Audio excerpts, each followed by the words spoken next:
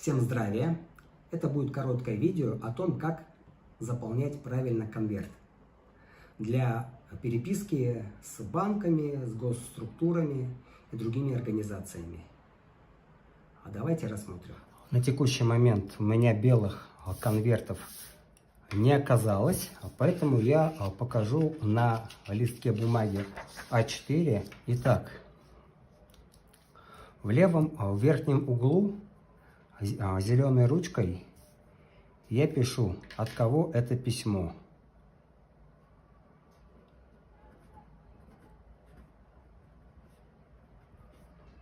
Мужчина Олег. А также допускается написание живой мужчина Олег. Сейчас большую часть писем я отправляю без своего адреса. Почему, я расскажу чуть позже. Я для обратного адреса снимаю только до востребования, чтобы не было автоматического акцепта. Значит, адрес я всегда прописываю фиолетовой ручкой.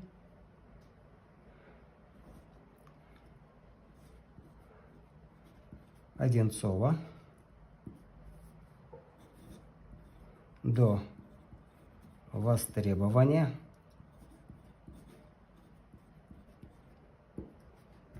И индекс.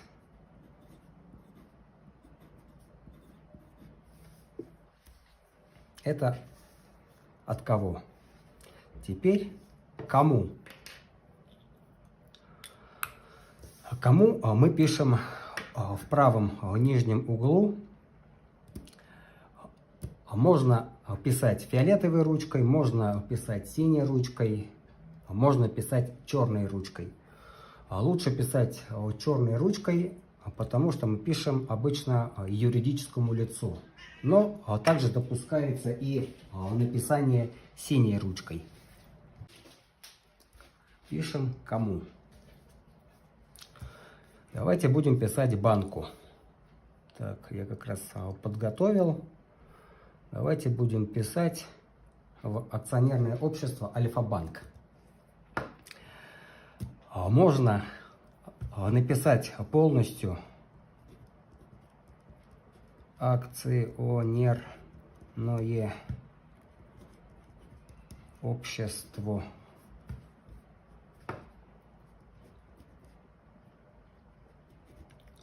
Альфа-банк. Но также у них есть сокращенное название, равноценное, это АО Альфа-банк.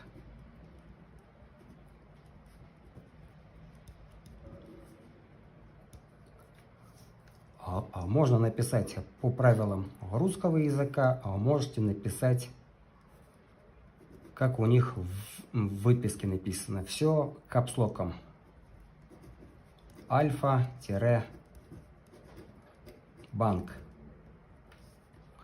Так, наверное, даже будет лучше.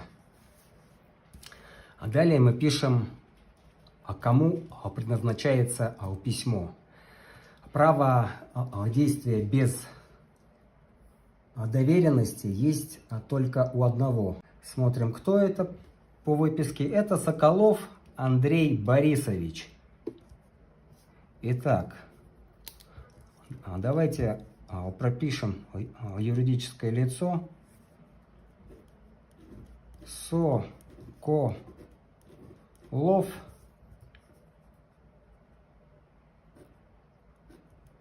Андрей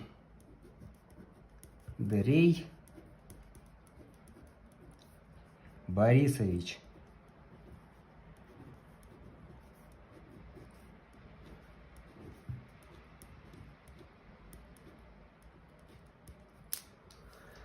Но по своему желанию можете также написать и по правилам русского языка Соколов и так далее. Обычно, когда я пишу лицу, тому, кто имеет право действовать от имени юридического лица без доверенности, я дописываю еще ИНН. ИНН можно будет посмотреть на сайте налог.ру, насколько я помню.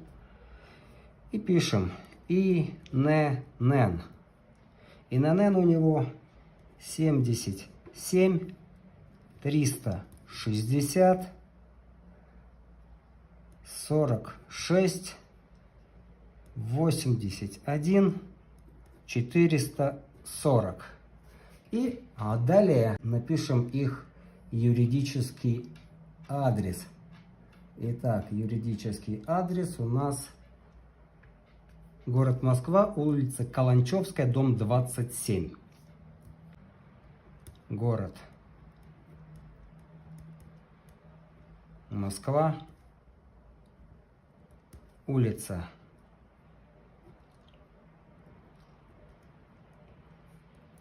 Каланчевская,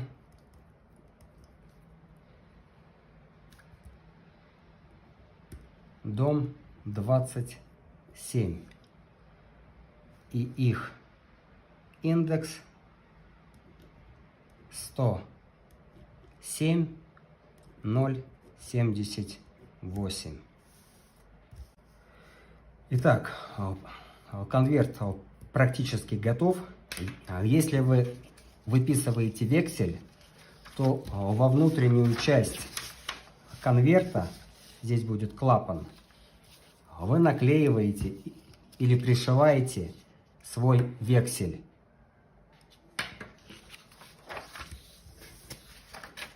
С этой стороны, если вы отправляете вексель, вы пишете, что это обратная сторона. Не оборотная, а обратная.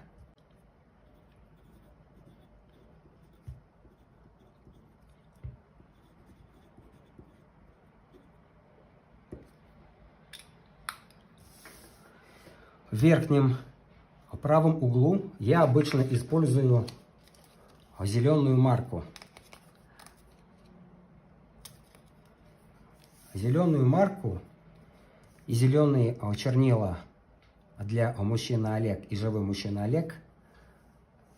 Почему я использую? Зеленый — это цвет жизни. Поэтому сюда мы клеим марку в угол, отступая сантиметр на сантиметр, и погашаем ее своим именем. Марку портить не буду. Это у нас марка. Марка. Трешка. 3 рубля.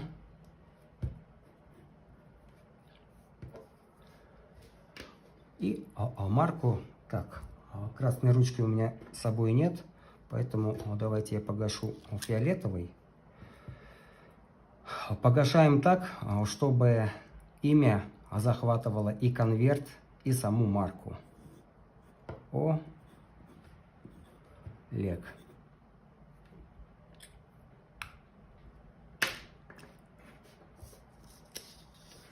Здесь я доклеиваю трек номер, который я заранее формирую на сайте Почты России.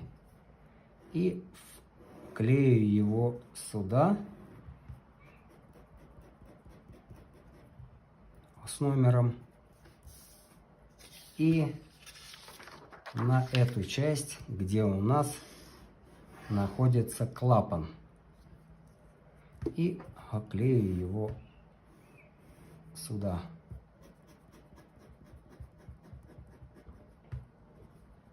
С каким-то номером. Клапана бывают разные. Клапан может быть вот такой. Давайте я другим цветом это отрисую, чтобы было понятно, что клапан может быть таким. Клапан может быть таким. И во всех случаях будет равноценно. Я его тогда наклею либо вот сюда, штрих номер, либо его наклею сюда. Это то, как делаю я. Второй штрих номер я клею для тех идиотов, работающих на почте, которые не могут понять, с которой стороны штрих-код сканировать. Поэтому для них я клею с обеих сторон, как говорится, на дуракоустойчивость. Расскажу о том, почему я не оставляю здесь почтовый адрес.